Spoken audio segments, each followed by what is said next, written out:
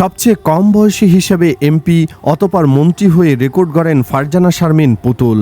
বয়সে সবচেয়ে কম হলেও অপকর্মের দিক দিয়ে সবচেয়ে বেশি নাটোরের এই এমপি।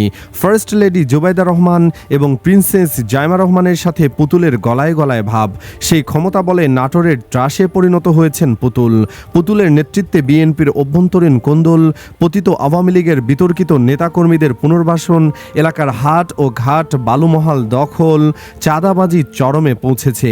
সেই সঙ্গে বিএনপির ত্যাগী নেতাকর্মী ও সমর্থকদের ওপর হামলা, তাদের বাড়িঘর ও ব্যবসা প্রতিষ্ঠানে ভাঙচুর সহ নানা সহিংসতার ঘটনায় বিএনপি তথা সরকারের ভাবমূর্তি ক্ষুণ্ণ হচ্ছে। ভুক্তভোগীদের অভিযোগ, লালপুর উপজেলা পরিষদের সাবেক চেয়ারম্যান মোহাম্মদ হারুনুর রশিদ পাপ্পু ও বাগাতিপাড়া থানা বিএনপির সাবেক আহ্বায়ক মোশাররফ হোসেনের নেতৃত্বে চলছে দুই বাহিনীর অপরাধমূলক কর্মকাণ্ড। উপজেলা থেকে গ্রামাঞ্চল সর্বত্র বিস্তৃত তাদের নেটওয়ার্ক। দুজনে মহিলা ও শিশু এবং সমাজ কল্যাণ বিষয়ক প্রতিমন্ত্রী ফারজানা শারমিন পুতুলের ঘনিষ্ঠ। প্রতিমন্ত্রীর প্রশ্রয়ে চলছে তাদের ক্যাডার বাহিনীর তাণ্ডব। এ কারণে স্থানীয় পুলিশ ও প্রশাসন তাদের বিরুদ্ধে ব্যবস্থা নিচ্ছে না। উল্টো প্রতিপক্ষের লোকজনকে সাজানো মামলায় ফাঁসিয়ে হয়রানি করা হচ্ছে। এ পরিস্থিতির অবসান চেয়ে এরই মধ্যে ভুক্তভোগীদের পক্ষ থেকে প্রধানমন্ত্রীর দপ্তর ও দলীয় হাইকমান্ডের কাছে একাধিক আবেদনও করা হয়েছে, কিন্তু আসেনি কোনো কার্যকর ফলে প্রশ্ন উঠছে, তবে কি তারেকের স্ত্রী কন্যার সাথে ভালো সম্পর্কের কারণেই পুতুলের বিরুদ্ধে ব্যবস্থা নেওয়া হচ্ছে না? জানা গেছে, পুতুলের বিরুদ্ধে গিয়ে বিএনপির স্থানীয় নেতাকর্মী ও সমর্থকদের একটি অংশ গত নির্বাচনে স্বতন্ত্র প্রার্থী দলটির সাবেক সহদপ্তর সম্পাদক তাইফুল ইসলাম টিপুর পক্ষে কাজ করেছেন। তারাই মূলত পাপ্পু মোশাররফের ক্যাডার বাহিনীর টার্গেট।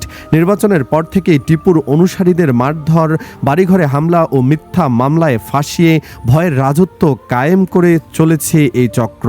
জাতীয় সংসদ নির্বাচনের পর থেকে 10 মে পর্যন্ত বিএনপি ও অঙ্গ সংগঠনের 400-র বেশি নেতাকর্মী হামলা মামলার শিকার হয়েছেন, কারাবন্দী হয়েছেন অনেকেই। শুধু তাই নয়, ফ্যাসিস্ট আওয়ামী লীগ ও সহযোগী সংগঠনের অন্তত 3000 নেতাকর্মী পুনর্বাসিত হয়েছেন। তাদের অনেকেই বিএনপির ওপর ভর করে নানা অপরাধে লিপ্ত। বিতর্কিতরা প্রতিমন্ত্রী পুতুলের বাসা, অফিস ও বিভিন্ন অনুষ্ঠানে হাজির হয়ে ছবি তুলে নিজেদের অবস্থান জানান দিচ্ছেন। 10 মে দুপুরে লালপুর উপজেলার সালামপুর বাজারে কথা হয় 71 বছর বয়সী স্কুল শিক্ষক ও আরবাব ইউনিয়ন বিএনপির সাবেক সভাপতি AKM জালাল উদ্দিনের। তিনি বললেন, প্রতিমন্ত্রী পুতুলের নেতৃত্বে আমাকেও 2টি মিথ্যা মামলায় আসামি করা হয়েছে।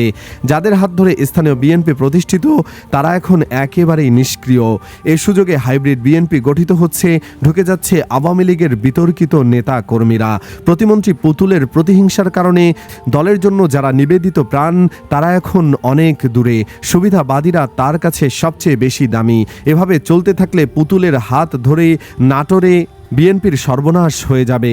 অনুসন্ধানে জানা গেছে, দুরদুরিয়া এলাকায় ভয়ের রাজত্ব কায়েম করেছেন পুতুলের আস্থাভাজন হারুনুর রশিদ পাপ্পু ও শহীদুল ইসলামের ক্যাডার বাহিনী। এই ইউনিয়নে আওয়ামী লীগের চেয়ারম্যান ও মেম্বারদের সঙ্গে মিলেমিশে পরিষদের উন্নয়ন কাজের নামে লুটপাট চালাচ্ছে। 5 আগস্টের পর আওয়ামী পন্থীদের নিয়ে গঠিত ভেল্লাবাড়িয়া আব্দুল ওয়াহেদ উচ্চ বিদ্যালয়ে পরিচালনা কমিটি বাতিল করা হয়। সম্প্রতি শহীদুল ইসলাম 20 লাখ টাকা ঘুষ নিয়ে সেই কমিটি পুনর্বহাল করেছেন। এছাড়া রামকৃষ্ণ সাধুর আশ্রম দখলে নিয়েছেন শহীদুল ও তার অনুসারীরা। আশ্রমের প্রায় 100 বিঘা জমি তারা ভোগ দখল করছেন। সর্বশেষ 11 মে লালপুর উপজেলার আরবাব ইউনিয়নের মোড়দহ গ্রামে কাশেম নামে এক ব্যক্তির ঘরবাড়ি ভেঙে জায়গা দখলে নেওয়ার হুমকি দেন ইউনিয়ন বিএনপির সাবেক সাধারণ সম্পাদক জালাল উদ্দিন ও সাবেক সাংগঠনিক সম্পাদক মাইনুল হক শিমুল। ভুক্তভোগীদের অভিযোগ, 7% খাস জমি দখলে নেওয়ার জন্য তারা পরিবারটিকে উচ্ছেদ করার হুমকি দিচ্ছেন। দুরদুরিয়া ইউনিয়ন বিএনপির প্রতিষ্ঠাতা সদস্য ও 3 নম্বর ওয়ার্ডের মেম্বার আব্দুল হান্নান বললেন, শহীদুল ও তার ক্যাডার বাহিনী আমার সমিল, ডেকোরেটর ও কাঠের ব্যবসা প্রতিষ্ঠান চাঁদার দাবিতে বন্ধ করে দিয়েছিল। প্রতিবাদ করায় মিথ্যা মামলা দিয়ে আমাকে গ্রেফতার করা হয়। গ্রেফতারের দিনই আদালত আমাকে জামিন দেন। এখন তারা হুমকি দিচ্ছেন, আগামী 5 বছরে আমার বিরুদ্ধে মামলার হাফ সেঞ্চুরি পূরণ করবে। হান্নানের ছেলে জেলা ছাত্রদল সদস্য মাসুম আহমেদ জানান, পুতুলের অনুসারী সিরাজ তার গায়ে আগ্নেয়াস্ত্র ঠেকিয়ে গুলি করার হুমকি দেন। জানতে চাইলে লালপুর উপজেলা নির্বাহী কর্মকর্তা জুলহাস হোসেন সৌরভ বলেন, আমরা সব অপরাধ নিয়ন্ত্রণ করতে পারছি সেটা বলবো না, তবে সর্বোচ্চ চেষ্টা করছি। প্রতিমন্ত্রীর প্রশ্রয়ে তার অনুসারীরা অপরাধে জড়িত বলে প্রশাসন ব্যবস্থা নিতে পারছে না। ভুক্তভোগীদের এমন অভিযোগ সম্পর্কে জানতে চাইলে তিনি বলেন, আমাদের একার পক্ষে সবকিছু ঠিক করা সম্ভব নয়। উপজেলা নির্বাহী কর্মকর্তা আরও বললেন, লালপুর হাটের টেন্ডার করেও ইজারা পাওয়া যায়নি, তাই খাস কালেকশন করা হচ্ছে। এ কাজে সহযোগিতা করে বিএনপি নেতা পাপ্পুর লোকজন। লালপুর উপজেলার কোনো বালু মহালও এবার ইজারা হয়নি, তাই বালু উত্তোলনের বিষয়টি যে অবৈধ এটা বলাই যায়। তবে অবৈধ সব কার্যক্রম বন্ধে আমরা চেষ্টা করছি।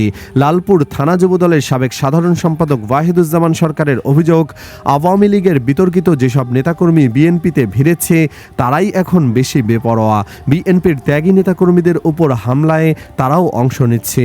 প্রতিমন্ত্রী পুতুলের ডানহাত হিসেবে পরিচিত লালপুর উপজেলার সাবেক চেয়ারম্যান পাপ্পুর হাত ধরেই আওয়ামী লীগের বিতর্কিত নেতাকর্মীরা পুনর্বাসিত হচ্ছে। এলাকায় আধিপত্য ও নিজস্ব বলয় বাড়াতে পুতুলও তাতে সায় দিচ্ছেন। এতে দলের মারাত্মক ক্ষতি হচ্ছে। লালপুর উপজেলা বিএনপির সাবেক যুগ্ম আহ্বায়ক আরিফুর রহমান বললেন, আমার বাবা আব্দুর রাজ্জাক লালপুর উপজেলা বিএনপির প্রতিষ্ঠাতা সাধারণ সম্পাদক ছিলেন, আর পাপ্পুর বাবা জাতীয় পার্টি করতেন। পাপ্পু একসময় জড়িত ছিলেন জাসদের রাজনীতিতে। এখন তিনি প্রতিমন্ত্রী পুতুলের সবচেয়ে কাছের লোক। তার আশীর্বাদে যা খুশি তাই করছেন। তার অপকর্মের ভাগিদার বিলমারিয়া ইউনিয়নের চেয়ারম্যান সিদ্দিক আলী মিষ্টু। এ সিন্ডিকেট ইজারা ছাড়াই লালপুরহাটের খাজনা তুলে আত্মসাৎ করছে। গত অর্থ বছরে 32,96,000 টাকায় এ হাট ইজারা দেওয়া হয়েছিল, অথচ সরকার এবার এ রাজস্ব থেকে বঞ্চিত হচ্ছে। এছাড়া একাধিক বালু মহাল ও ফসলি জমি কেটে মাটির ব্যবসাও তার অনুসারীদের কবজায়। বালু ব্যবসায় বাধা দেওয়ায় সন্ত্রাসীদের গুলিতে 5 পুলিশ সদস্য আহত হওয়ার ঘটনাও ঘটেছে। অভিযোগের বিষয়ে গতকাল বিকেলে মোবাইল ফোনে বিস্তারিত বলেছেন স্থানীয় রাজনীতিতে প্রতিমন্ত্রীর ডানহাত হিসেবে পরিচিত লালপুর উপজেলা বিএনপির সাবেক সদস্য সচিব হারুনুর রশিদ পাপ্পু।